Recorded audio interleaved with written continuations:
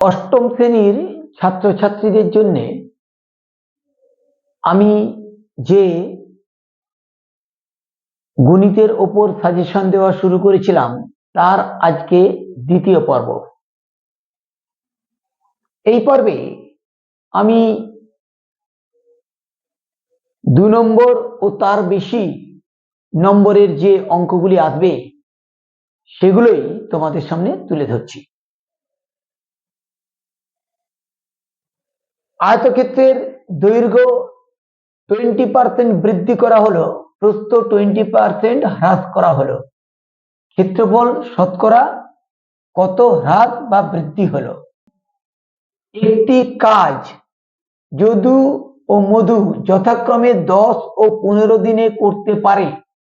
প্রথমে যদু একা 4 দিন ও পরে মধু একা 5 দিন কাজ করে চলে গেল। পদ্মা এসে বাকি কাজটি 4 দিনে শেষ করলো। যদি যদু, মধু, পদ্মা একত্রে করত তবে কাজটি শেষ করতে কতদিন লাগতো? 4টি গরু 15 দিনে 4 কাহন খড় খায়। 10টি গরুকে 72 দিন খাওয়াতে কত কাহন খড় লাগবে? একটি শরবতে 5:2 অনুপাতে সিরাপ ও জল মেশানো আছে। ওই শরবতের কতটুকু অংশ তুলে নিয়ে সমপরিমাণ জল ঢাললে সিরাপ ও জলের পরিমাণ সমান হবে? একটি চৌবাচ্চায় প্রথম নল দিয়ে চৌবাচ্চাটি 40 মিনিটে ভর্তি হয় এবং অন্য নল দিয়ে ভর্তি চৌবাচ্চাটি 60 মিনিটে খালি হয়। দুটি নল একত্রে খুলে দিলে কতক্ষণে খালি চৌবাচ্চাটি ভর্তি হবে? আজ আমি বাড়ি থেকে স্টেশনে তাড়াতাড়ি পৌঁছাবো। যদি বাড়ি থেকে স্টেশনে যাওয়ার সময় 20% কমাতে চাই তবে গাড়ির গতিবেগ শতকরা কত কমাতে হবে?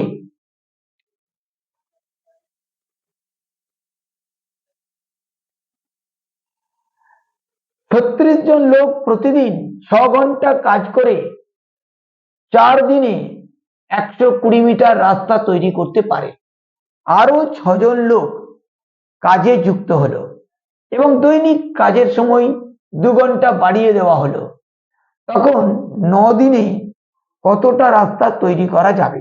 2 প্রকার পিতলে তামা ও দস্তার পরিমাণের অনুপাত যথাক্রমে 8:3 ও 15:7। 2 প্রকার পিতল 5:2 অনুপাতে মেশালে যে নতুন প্রকার পিতল পাওয়া যাবে তাতে তামা ও দস্তার অনুপাত কি হবে? খুব সুন্দর একটা অঙ্ক, খুব ভালো করে করো।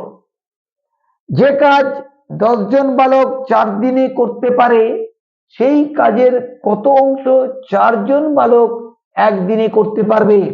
এক ব্যক্তির বেতন 8% বৃদ্ধি পেয়ে 6,480 টাকা হলে পূর্বে তার বেতন কত ছিল? 1200 মিটার লম্বা একটি সেচের খাল কাটা শুরু হওয়ার 15 দিন পর দেখা গেল খালটির 3/4 অংশ কাটা হয়েছে। বাকি অংশ কাটতে আর কত সময় লাগবে? অধিক ফলনশীল ধান বীজ ব্যবহার করায় ধানের ফলন 50% বৃদ্ধি পেয়েছে। তার জন্য চাষের খরচ 40% বেড়েছে। আগে যে জমিতে 1200 টাকা খরচ করে 3000 টাকার ফলন পাওয়া যেত, এখন অধিক ফলনশীল ধান বীজ ব্যবহার করায় আয় কত পরিমাণ বাড়বে বা কমবে হিসাব করো। জার্মান সিলভারে তামা, দস্তা ও নিকেলের অনুপাত 4:3:2। 36 কেজি জার্মান সিলভারে দস্তার পরিমাণ কত? একটি বাঁশের 1/5 অংশ কাদায়, 3/5 অংশ জলে এবং অবশিষ্ট 5 মিটার জলের উপরে আছে। বাঁশটির দৈর্ঘ্য কত?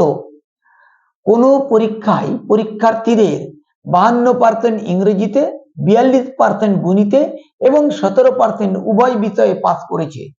যদি 115 জন উভয় বিষয়ে পাস করে তবে পরীক্ষার্থীর সংখ্যা কত?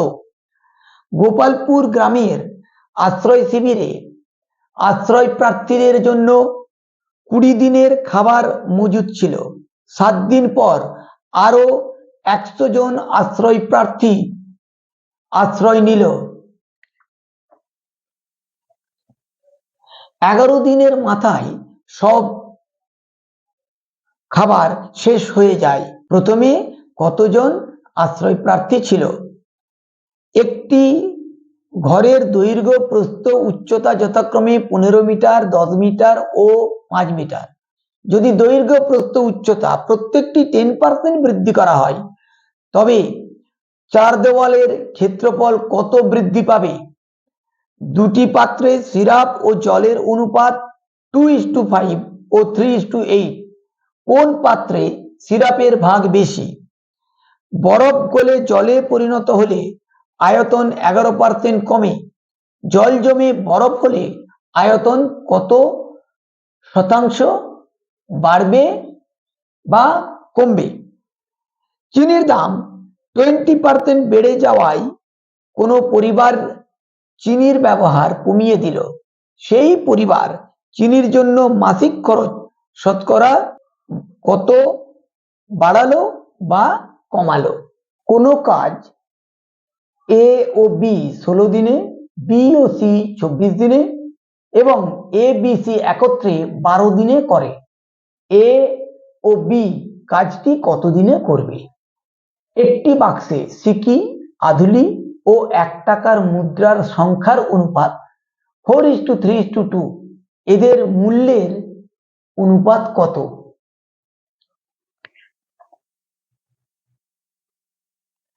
এক ধরনের জার্মান সিলভারে তামা, দস্তা ও নিকেলের পরিমাণের অনুপাত 4:3:2।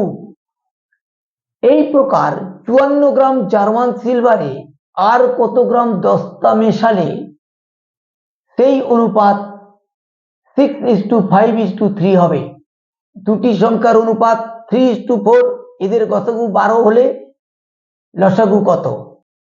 3800 টাকা দিয়ে ঘড়ি কিনে 5% হারে ছাড় পেলে, ছাড় না পেলে ঘড়িটির দাম কত হতো? 10 টাকায় একটি পেন কিনে 12 টাকায় বিক্রি করলে শতকরা কত লাভ হবে? সরল করো। 1/b-c into c-a plus 1/c-a into a-b plus 1/a-b into b-c। 2x plus 1/3x is equal to 4 হলে 27x cube plus 1/8x cube is equal to 189 প্রমাণ করো। লেখচিত্র তৈরি করো। বইয়ের সংখ্যা, বইয়ের দাম এটা দিয়ে দেওয়া আছে। এর ভিত্তিতে তোমাদেরকে একটি লেখচিত্র অঙ্কন করতে হবে। এ বিন্দুর অবস্থান হচ্ছে 2 0, বি বিন্দু 6 0, সি 4 5, ডি 0 5। ছক কাগজে বসাও বিন্দুগুলি। বসিয়ে A B B C C D D A যোগ করো। x² plus ax minus within first bracket 6a² minus 5ab plus b²। এটা উৎপাদকে বিশ্লেষণ করতে হবে। m³ minus n³ minus m into m² minus n² plus n into m minus n whole square। গসাগু ও লসাগু নির্ণয় করো। a² plus b² minus c² plus 2ab, c² plus a² minus b² plus 2ac, b² plus c² minus a² plus 2bc। x³ minus 4x, 4 into x² minus 5x plus 6, x² minus 4x plus 4। এগুলো সব উৎপাদকে বিশ্লেষণ করবে। সমাধান করো। 3y plus 1/16 plus 2y minus 3/7 is equal to y plus 3/8 plus 3y minus 1/14.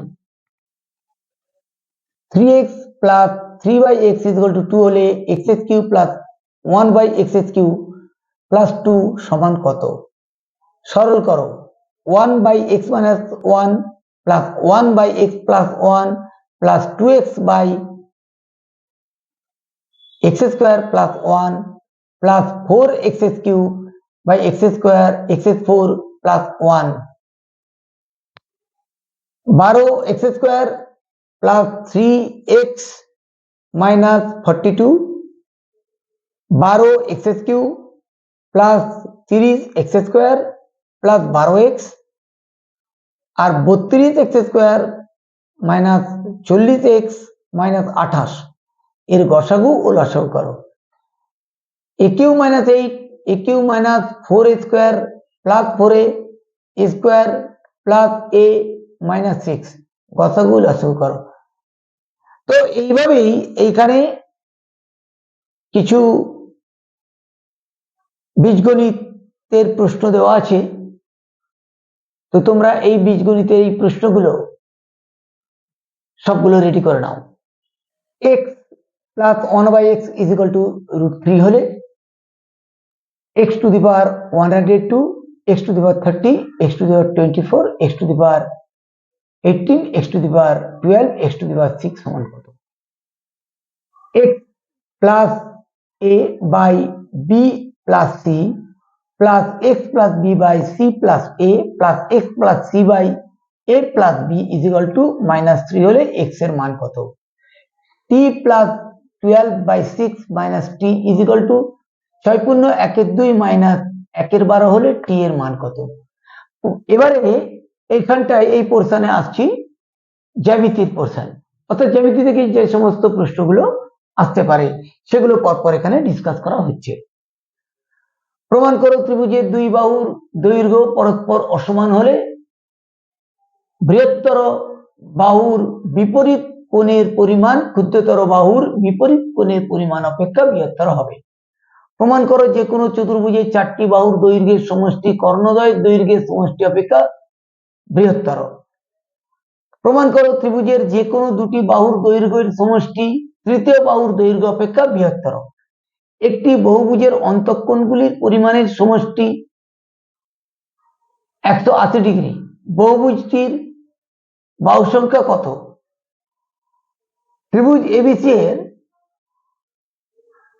কোণ ABC এবং ACB এর অন্তঃসমদ্বিখণ্ডক দ্বয় ও বিন্দুতে মিলিত হয়, তবে প্রমাণ করো বি ও সি সমান 90 ডিগ্রি প্লাস 1 কোণ বিএসি।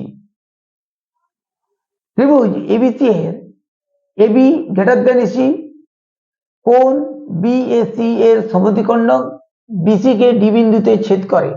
প্রমাণ করো যে বিডি গ্রেটার দেন সিডি। প্রমাণ করো ত্রিভুজের যে কোনো বাহুকে বর্ধিত করলে যে বহিঃস্থ কোণ উৎপন্ন হয় সেটির পরিমাণ অন্তত বিপরীত কোণ দুটির যোগফলের পরিমাণের সমান। প্রমাণ করো n সংখ্যক বাহু বিশিষ্ট বহুভুজের অন্তঃকোণগুলির পরিমাপের সমষ্টি 2 × n-2 সমকোণ। এটা সমকোণ না করে 90 ডিগ্রি করে দাও।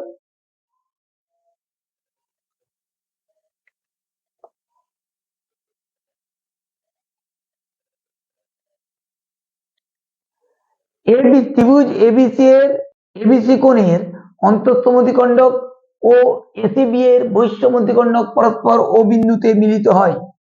প্রমাণ করো বিডিসি সমান হাফ অফ বিএসি। এবিসি ত্রিভুজের ভিতরে পি যে কোনো একটি বিন্দু। প্রমাণ করো AP plus BP less than AB plus AC. একটি ত্রিভুজ অঙ্কন করো যার দুটি বাহুর দৈর্ঘ্য 6.5 সেমি ও 7 সেমি এবং 6.5 সেমি বাহুর বিপরীত কোণ 60 ডিগ্রি। 10 সেমি দৈর্ঘ্য বিশিষ্ট একটি সরলরেখাংশকে সমান 5 ভাগে, দুটো সমান হয়ে গেছে, সমান 5 ভাগে ভাগ করো। প্রমাণ করো ত্রিভুজের দুটি কোণ সমান হলে তার বিপরীত বাহুর দৈর্ঘ্য সমান হবে। প্রমাণ করো ত্রিভুজের কোনো একটি বাহুকে বর্ধিত করলে যে বহিঃস্থ কোণ উৎপন্ন হবে সেটির পরিমাপ অন্তঃস্থ বিপরীত কোণ দুটির পরিমাপের যোগফলের সমান। তোমাদের উপপাদ্য আছে, সেটাই দিয়েছি। এবি নির্দিষ্ট সরলরেখা, বহিঃস্থ সি বিন্দু দিয়ে এবি সরলরেখার সমান্তরাল সরলরেখা অঙ্কন করো। ত্রিভুজ এবিসি এর কোণ এসিবি এর বহিঃস্থ মধ্যিখণ্ডক এ বিন্দু দিয়ে বিসি বাহুর সমান্তরাল সরলরেখা ও বিন্দুতে ছেদ করে। প্রমাণ করো এডিসি সমান 90 degree minus half of ACD কোণ। একটি ত্রিভুজ অঙ্কন করো যার দুটি কোণ 40 ডিগ্রি ও 60 ডিগ্রি এবং 60 ডিগ্রি কোণের বিপরীত বাহুর দৈর্ঘ্য 5 সেন্টিমিটার। একটি ত্রিভুজ অঙ্কন করো যার বাহুর দৈর্ঘ্য 5 সেমি ও 4.5 সেমি এবং 4.5 সেমি দৈর্ঘ্যের বাহুর বিপরীত কোণ 45 ডিগ্রি। ত্রিভুজটি কি প্রকারের? একটি সুষম বহুভুজের প্রতিটি অন্তঃকোণ 144 ডিগ্রি হলে বহুভুজটির বাহু সংখ্যা কত? এবিসিডি এর এডি মধ্যমা। প্রমাণ করো AB plus AC greater than 2AD। ABC এর কোণ এবিসি এর অন্তঃসমদ্বিখণ্ডক এবং এসিবি এর বহিঃসমদ্বিখণ্ডক পরস্পর ডি বিন্দুতে মিলিত হয়। প্রমাণ করো বিডিসি সমান হাফ অফ বিএসি। যে সুষম বহুভুজের প্রতিটি বহিঃকোণ 72 ডিগ্রি তার বাহু সংখ্যা কত? একটি সমকোণী ত্রিভুজ অঙ্কন করো যার অতিভুজের দৈর্ঘ্য 13 সেমি এবং ভূমি 12 সেমি। ত্রিভুজটির লম্বের দৈর্ঘ্য কত? একটি পঞ্চভুজের 4টি কোণের পরিমাপ যথাক্রমে 65 ডিগ্রি, 89 ডিগ্রি, 132 ডিগ্রি এবং 116 ডিগ্রি। পঞ্চম কোণটির মান কত? একটি সুষম বহুভুজের প্রতিটি অন্তঃকোণ ও প্রতিটি বহিঃকোণের অনুপাত 3:2। বহুভুজটির বাহু সংখ্যা কত? যে সুষম বহুভুজের বাহু সংখ্যা 10টি সেই বহুভুজটির প্রতিটি বহিঃকোণ ও অন্তঃকোণের পরিমাপ কত? তাহলে দেখো, এটাই হলো আমার তোমাদের জন্য অ্যানুয়াল পরীক্ষার অঙ্কের সাজেশন। তোমরা এই সাজেশনটা খুব সুন্দর করে তৈরি করে নাও এবং বারবার প্র্যাকটিস করো, তাহলে তোমাদের অ্যানুয়াল পরীক্ষায় অঙ্ক নিয়ে আর কোনো সমস্যা থাকবে না। আর যদি কোনো বিশেষ অঙ্ক বুঝতে না পারো তাহলে আমাকে জানিও, আমি অবশ্যই সেটা করে দেওয়ার চেষ্টা করব। আর যদি ভিডিওটা ভালো লাগে তাহলে অবশ্যই তোমাদের পরিচিত বন্ধু বান্ধবীদের মধ্যে ভিডিওটা শেয়ার করে দাও। আর পরবর্তী বিষয়ের উপর সাজেশন পাওয়ার জন্য চ্যানেলটিকে সাবস্ক্রাইব করে রাখো। তাহলে আজকে আমি এখানেই শেষ করছি, দেখা হবে পরের ভিডিওতে।